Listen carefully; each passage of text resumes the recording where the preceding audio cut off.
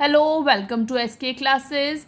आज हम political science में बहुत ही इंटरेस्टिंग और इम्पॉर्टेंट टॉपिक करेंगे जिसका नाम है भारत का संविधान। चलिए बिना देर किए अपना लेक्चर स्टार्ट करते हैं। सबसे पहले संविधान क्या है?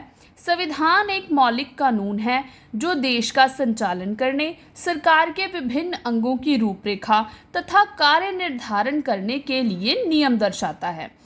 किसी भी देश का संविधान उस देश की आत्मा कहलाता है, क्योंकि संविधान में ही उस देश के सभी मूल भाव व कर्तव्य निहित होते हैं। आगे हम परिभाषा देख लेते हैं। डायसी के अनुसार संविधान उन कानूनों को कहते हैं जो प्रत्यक्ष या अप्रत्यक्ष रूप से राज्य की सर्वोच्चता की शक्ति के वितरण और प्रयोग को निश्चित करते हैं। भारतीय संविधान का निर्माण कैसे हुआ वो देख लेते हैं। 15 अगस्त 1947 के बाद भारत देश को कैसे चलाना है, सरकार कैसे चलेगी, सरकार कौन कौन से कार्य करेगी, सरकार की जवाबदेही क्या है, इत्यादि बहुत सारे प्रश्न थे जिनके प्रश्नों को एक संविधान की ज़रूरत थी। इसीलिए भारतीय संविधान का गठन हुआ। भारत के संविधान को बनाने में 2 साल 11 महीने 18 दिनों का समय लगा। आगे बात करते हैं प्रस्तावना की। संविधान की प्रस्तावना से संविधान के उद्देश्यों और सिद्धांतों का पता चलता है। प्रस्तावना को संविधान का एक अंग ही माना जाता है। प्रस्तावना भारत को एक प्रभुसत्ता संपन्न, समाजवादी, लोकतंत्री, धर्मनिरपेक्ष तथा गणराज्य घोषित करती है। आगे हम बात करते हैं भारत के संविधान की विशेषताएं कौन कौन सी हैं। सबसे पहले है लिखित संविधान।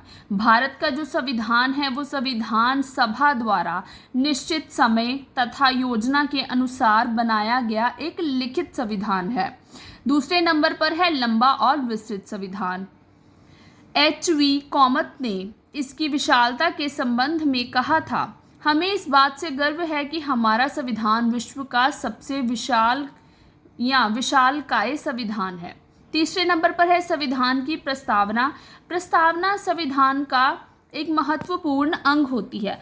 प्रस्तावना से ही संविधान का स्वरूप का पता चलता है। चौथे नंबर पर है कठोर व लचीला संविधान। जो भारतीय संविधान है वो कठोर और लचीले का मिश्रण है। ये ना तो अमेरिका के संविधान की तरह है, ना ज़्यादा कठोर है और ना ही इंग्लैंड के संविधान की तरह ज़्यादा लचीला है। पांचवें नंबर पर है संपूर्ण प्रभुसत्ता संपन्न राज्य। संविधान द्वारा भारत में संपूर्ण प्रभुसत्ता संपन्न राज्य की स्थापना की गई है। संपूर्ण प्रभुत्व का आशय है कि भारत आंतरिक और बाहरी दोनों ही क्षेत्रों में सर्वोच्च है, संघात्मक होते हुए भी एकात्मक। भारत के संविधान का ऊपरी ढांचा संघात्मक है, लेकिन इसकी आत्मा एकात्मक है। हमारे संविधान में संघात्मक तथा एकात्मक दोनों ही संविधानों की विशेषताएं पाई जाती हैं। धर्मनिरपेक्ष राज्य की स्थापना। भारत में धर्मनिरपेक्ष राज्य की स्थापना की गई है। यहाँ कोई भी व्यक्ति को कोई भी धर्म अपनाने की पूरी स्वतंत्रता है। समाजवादी राज्य की स्थापना। 42वें संविधान संशोधन द्वारा संविधान की प्रस्तावना में समाजवादी शब्द जोड़ा गया है, जिसका उद्देश्य भारत में समाजवादी राज्य की स्थापना करना है। इन सबके अतिरिक्त और भी कुछ पॉइंट्स हैं, जैसे कि वयस्क मताधिकार। जैसे कि हम सब जानते हैं कि भारत में 18 वर्ष के किसी भी स्त्री पुरुष को मतदान का अधिकार प्राप्त है। आगे है मौलिक अधिकारों की व्यवस्था की गई है। मौलिक कर्तव्यों का भी वर्णन किया गया है।